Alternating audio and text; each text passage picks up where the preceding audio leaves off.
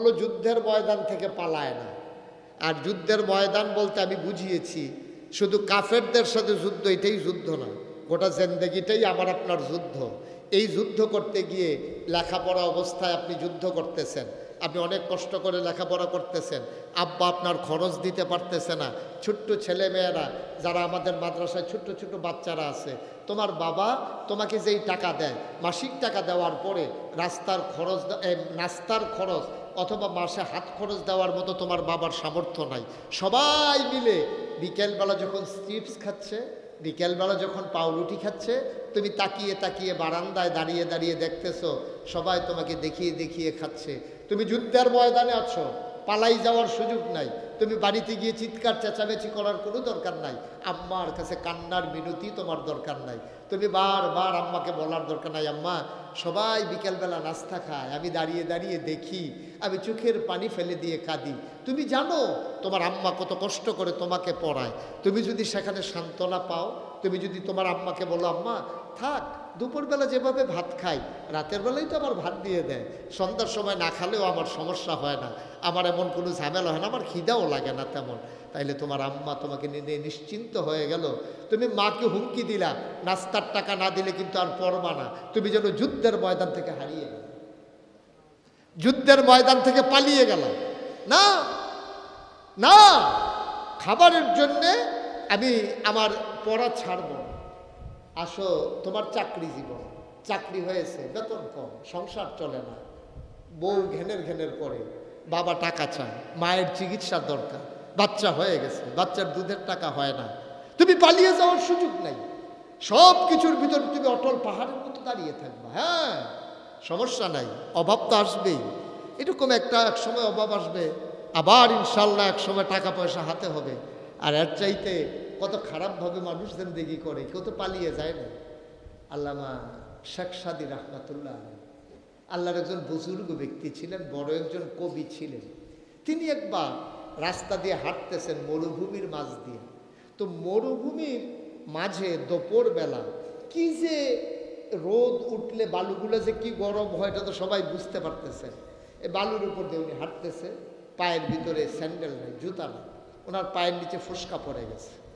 উনি একটা পাহাড়ি ঝর্ণার কাজ দেখে একটা গাছের নিচে গিয়ে বিশ্রাম নিতেছেন, চোখের পানি ফেলে উনি কাঁদতেছেন, আহারে আহা, কত মানুষ কত আরামে থাকে, আমি মরুভূমির মাঝ দিয়ে হাঁটতেছি প্রচণ্ড রোদের মাঝে, আমার পায়ের ভিতরে ফোসকা পড়ে গেল এক জোড়া জুতার জন্য, আমি আল্লাহ তুমি আমার এক জোড়া জুতাও দিলা না, ব্যবস্থা করো, কাঁদতেছি। আল্লাহ তাবারক ওয়া তাআলা হাকামুল হাকিমিন, তিনি বান্দাকে শিক্ষা দেন। এমন সময় তাকাইয়া দেখে একজন লোক আসতেছে, একটা পাও নাই, কি নাই, পা নাই। আর শেখ সাদী রহমতুল্লাহ আলাইহির কি নাই, কথা বুঝেন নাই, শেখ সাদী রহমতুল্লাহ আলাইহির কি নাই, যে লোকটা এখন আসছে তার কি নাই। শেখ সাদী রহমতুল্লাহ আলাইহি চোখের পানি ছেড়ে দিলেন, সাজদায় পড়ে গেলেন, মাওলা আমার জুতা লাগবে না, সুবহানাল্লাহ সুবহানাল্লাহ সুবহানাল্লাহ। এতক্ষণ অভিযোগ ছিল আমার এক জোড়া জুতা নাই, আর এখন সিদ্ধান্ত পাল্টে ফেলেছেন, জীবনের মোড় ঘুরে গেছে, আল্লাহ ফায়সালা দিয়ে দিয়েছেন, বুঝ দিয়ে দিয়েছেন। উনি কাঁদতেছেন সাজদায় গিয়ে, আল্লাহ আমার জুতা লাগবে না, আমার জুতার দরকার নেই, জুতা লাগবে না, আমার তো দুইটা পা আছে, আমার তো দুইটা পা আছে, যে মানুষটা এখন আসলো তার তো পাই নেই, আমার একদিন জুতা হবে কিন্তু তার তো আর পা হবে না, সুবহানাল্লাহ সুবহানাল্লাহ। আমার একদিন হয়তো জুতা হবে কিন্তু তার তো আর পা জীবনে হবে না। আমি ওর চাইতে কত ভালো আছি। উপরের দিকে তাকাবেন না, সব সময় তাকাবেন নিচের দিকে, সব সময়, সব সময়, অলওয়েজ এভরি টাইম আপনি নিচের দিকে তাকাবেন। যখন দেখবেন বাচ্চা নাস্তা খাচ্ছে, আপনি তখন চিন্তা করবেন ফিলিস্তিনের জমিনের ভিতরে বাচ্চা তো একটু রুটিও পায় না, আমি তো 3 বেলা খাবার পাই।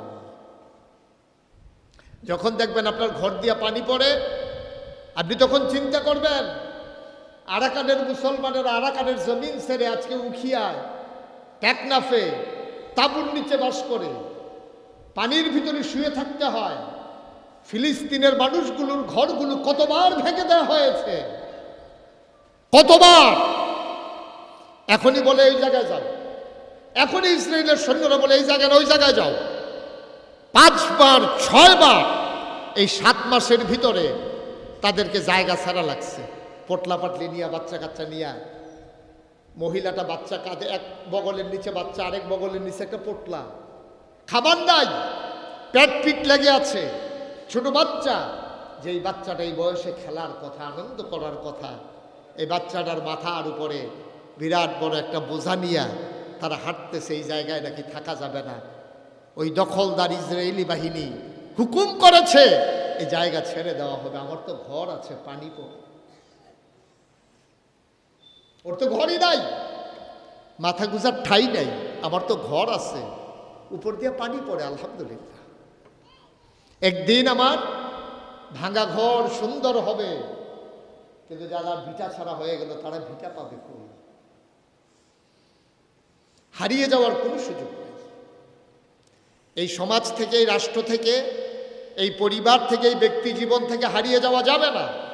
অভাব আসুক, অনটন আসুক, দুঃখ আসুক, মুসিবত আসুক, ঝামেলা আসুক, বাচ্চার কান্না আসুক, স্ত্রীর ঘ্যানের আসুক, আমি সিদ্ধান্ত নেব আমি ইমানদার, আমি ইন্নানি মিনাল মুসলিমিন, আমি মুসলমান, সুতরাং আমি পালিয়ে যাওয়ার মানুষ না।